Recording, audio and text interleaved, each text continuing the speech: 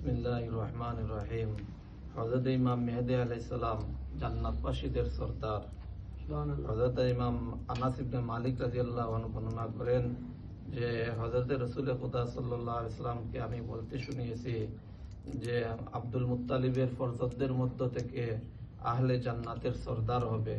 তাদের মধ্যে মুহাম্মদ সাল্লাল্লাহু আলাইহি সাল্লাম, হামজা রাদিয়াল্লাহু আনহু, আলী ইবনে আবি তালিব রাদিয়াল্লাহু আনহু, জাফর ইবনে তৈয়ার, হাসান, হুসাইন और इमाम मेहदी अलैहिस्सलाम।